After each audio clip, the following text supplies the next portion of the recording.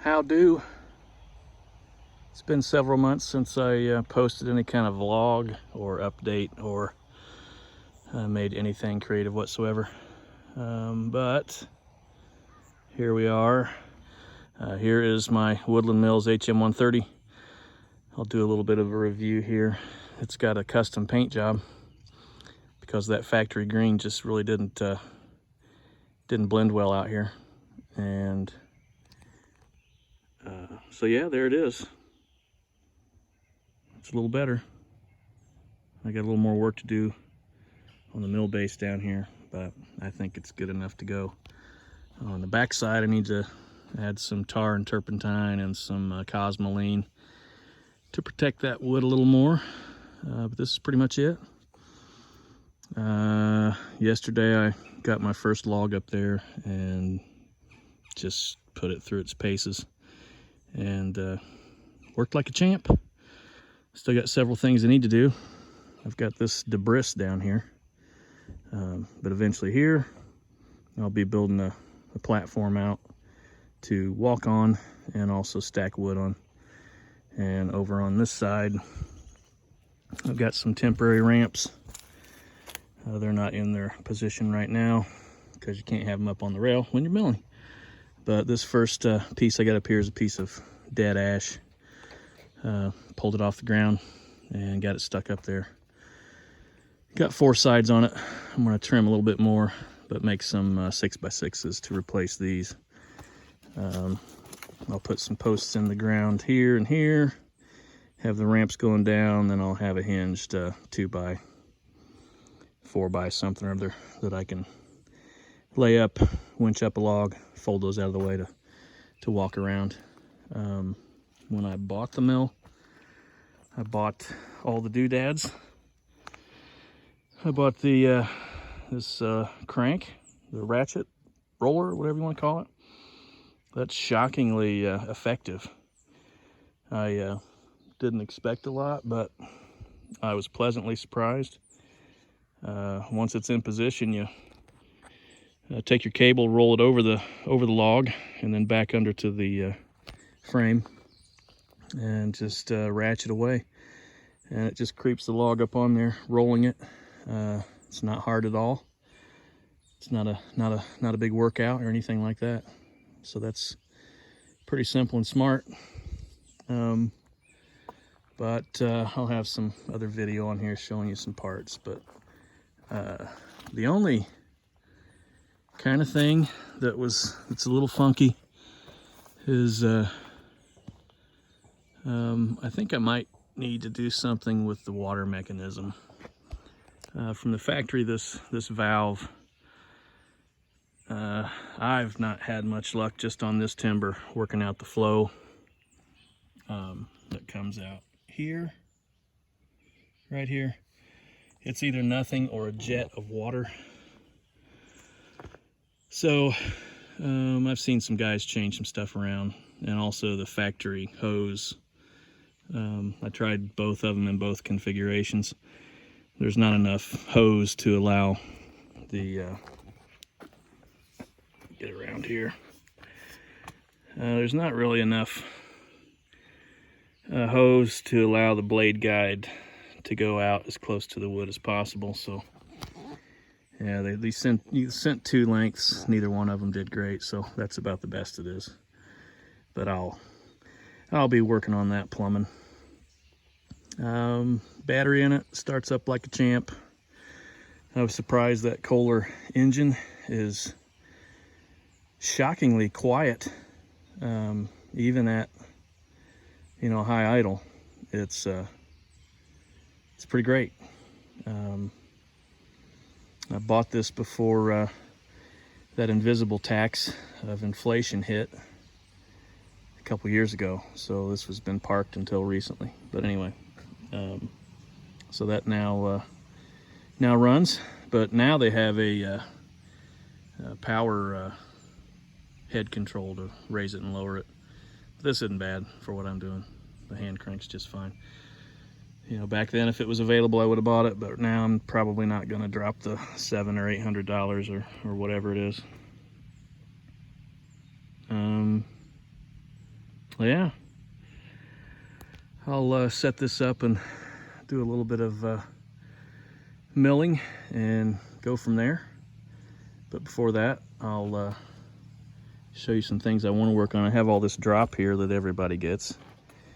That'll eventually be, this is dead slag crap from a dead log that's been on the ground, but I think eventually here I'll run out some, big saw bucks so I can just pull those slabs off and chainsaw them up into stove wood or firewood. Had to take down a big maple tree. That's done. But I'll give you a tour here. See that thing there? I'll tell you about it in a minute. So here is my sawmill area. Extravagant, I know.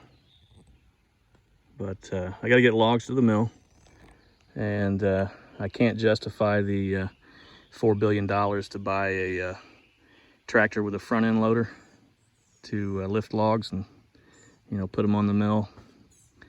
Just have no interest in that kind of debt, and I'm still good enough I can get some work done with my old broken body. So anyway, I used Norman and a back blade, and I cleared a path here, a little loop around this island of trees, to where I can haul a log in and drop it, and then drive back out and go get another one.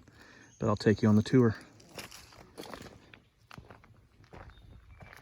In clearing this out, I discovered a trash midden, or a trash pile from, I'm gonna guess the based on things I'm finding, the 1920s, 30s, up until probably the 1980s, where previous owner of a property up there would walk out their back door and throw all of their trash. So there's too much here to legitimately clean up. Fortunately, there's not old cans of oil and things like that. It's mostly kitchen scraps, some household scraps. But this is a mound that runs up here. I didn't really know. I saw some bottles around, didn't think much about it, but then when I cut through with the blade, I exposed what was really hidden. And it's a lot. There's carpet, there's indoor-outdoor carpet, there's every imaginable bottle, glass, coat hangers, old chair cushions, whiskey bottles, beer bottles, baby bottles, milk bottles, you name it. I have found some good antiques, but kind of hard to see from the jungle, but it's visible in the winter. But what I've decided is every time I come out, I'll pick up a trash bag full and haul it out and go in that direction. And I think I'm just gonna go for the most visible stuff and just let the leaf litter have its way. Maybe throw some dirt on it. And it's not a job I want to undertake to salvage a trash pile. But anyway, so yeah, we come out here, and there's the mill. But here's a fun little friend I made. This is a log arch, or let's just call it a log hauler.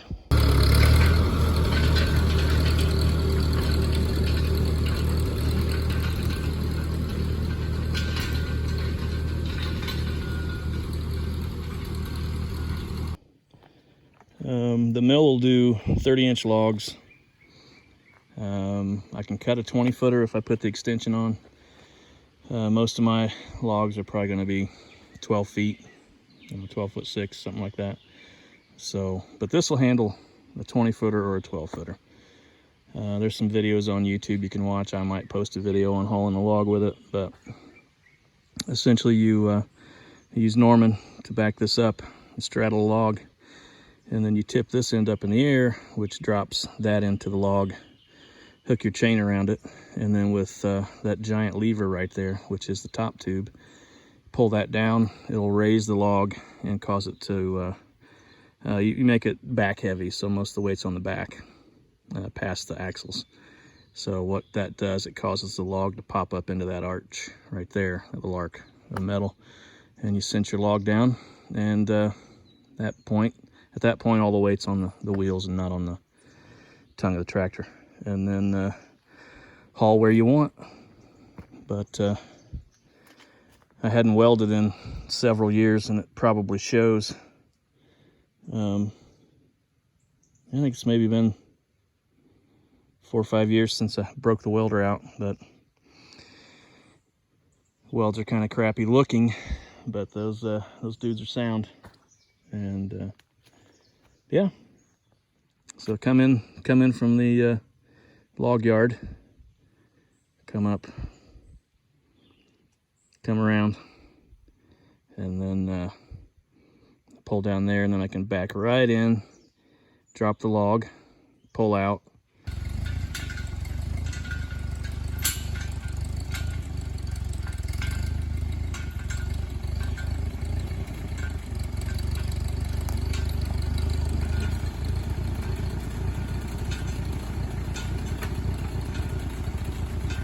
and then winch my logs up the ramps onto the sawmill. And so far it's pretty easy. It's not great when it's 100 degrees out like it is right now, but I like summer better than winter. Yeah, pretty happy with this. Finally to actually cut something on it. It's been sitting there parked because I have been depressed and a little heartbroken.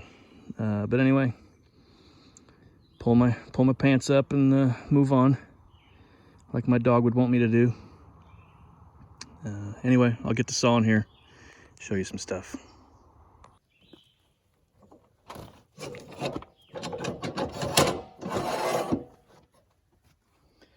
That's your log clamp. Somebody might call them something else, but essentially they slide in these. Want to clamp low.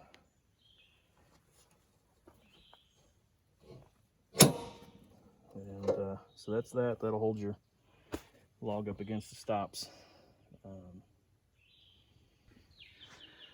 Here I'm going to flip this log a couple times and do a trim off this bottom. It's a lot lighter now.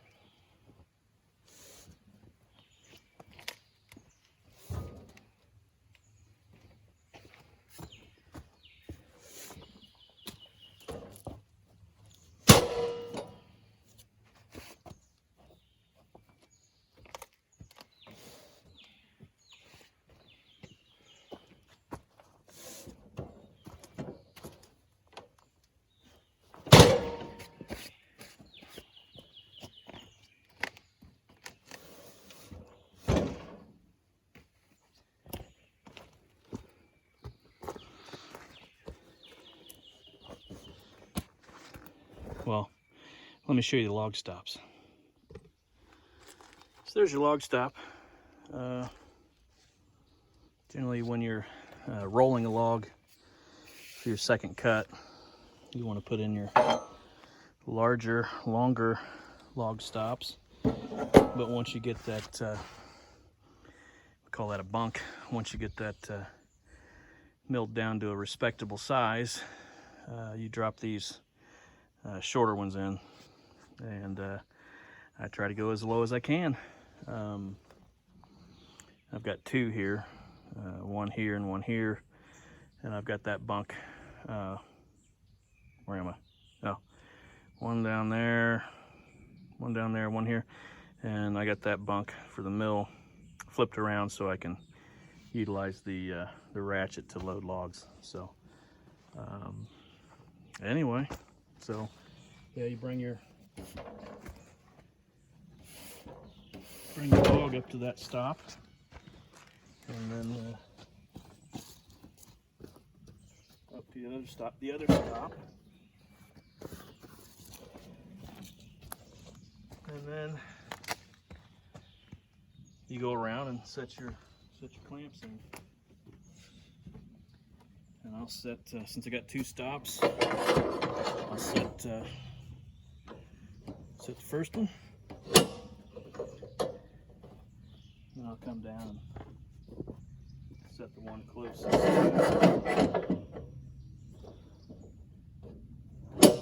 The stop, tighten it up, and then I'll come back and I'll cinch that middle one in.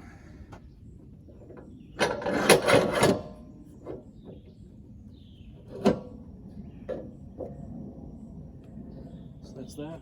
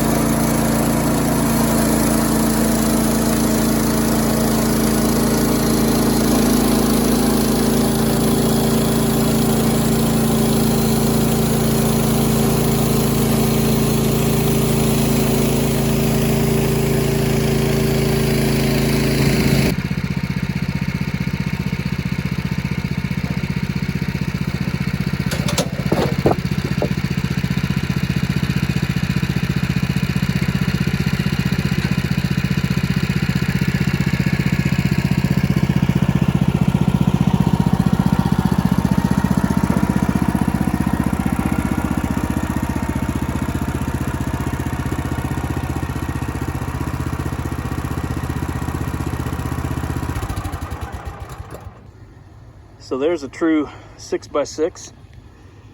I milled that 6 1/4 by 6 1/4, and that is the heart of an ash tree that's been on the ground for, I don't know, 6 or 7 years. I wouldn't be putting this in a structure or a building. As you can see, insects have, had their way with it. But I can cut this off and it'll be perfect for replacing this first generation of ramps. Yeah, I'm pretty happy with this thing. It's I think it's great. I think it's really cool to be able to make my own lumber. Yeah, bonehead simple. Installation was kind of wonky, but I may have said it in a previous video. The instructions say to assemble this on the ground and then pick it up by these points and set it on the tray and then tighten everything, or the rails, and then tighten everything up. Nah, I don't have the equipment to lift that amount of weight, and some of you may not either, but I want to let you know that you can get maybe 3 people, 4 people, you guys can unpackage this, set that cutting head face down on the mill, the engine up, and put it up on some 4x4s or 6x6s or something across the rails, and then assemble it that way, and then get to a point once the frame's mostly together, and then you can stand it up with some help. Just make sure you got somebody or something to break the carriage so it doesn't roll off or come off. It's a little tedious, but if you don't have a piece of heavy equipment to lift something like this into position, you don't have to have it. You can do it right on the rails. So yeah, I think it's cool. Sorry, Woodland Mills, I had to repaint this for you. I think your product's pretty cool. It's an amazing thing for me to have out here doing what I'm going to be doing for the rest of my life. So a couple tweaks, you know, water issue. I